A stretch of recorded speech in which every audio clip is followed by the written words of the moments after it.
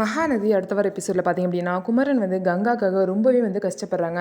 கங்கா பார்த்திங்க அப்படின்னா குமரனால் ஒன்றுமே முடியாது, விஜய்னால தான் காவேரிக்கு அவ்வளோ செய்ய முடியும், உங்களால என்ன முடியும், உங்கள்கிட்ட காசு பணம் எதுவுமே இல்லை, நான் ஆசைப்பட்டது கூட வாங்கி தர முடியாது அப்படின்னு சொல்லிட்டு பார்த்திங்கன்னா ரொம்பவே வந்து அவங்கள அவமானப்படுத்திடுவாங்க. இதனால குமரன் பார்த்திங்கன்னா எப்படியாவது வளகாப்பை நல்லபடியாக பண்ணணும், கங்கா கேட்ட மாதிரியே அந்த ஒட்டியானத்தை தங்கத்தில் வாங்கி கொடுக்கணும்னு சொல்லிட்டு முடிவு பண்ணுறாங்க.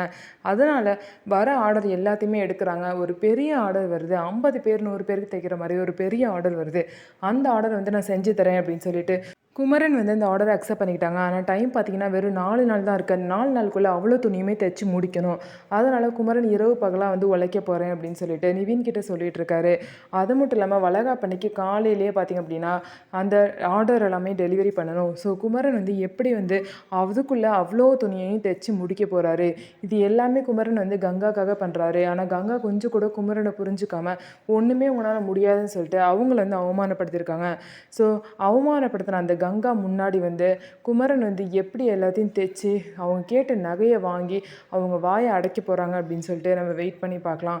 ஸோ நம்ம வீடியோ உங்களுக்கு பிடிச்சிருந்தா நம்ம வீடியோவை லைக் பண்ணிக்கோங்க. மறக்காமல் நம்மளோட சேனலை சப்ஸ்கிரைப் பண்ணிவிட்டு பாருங்கள்.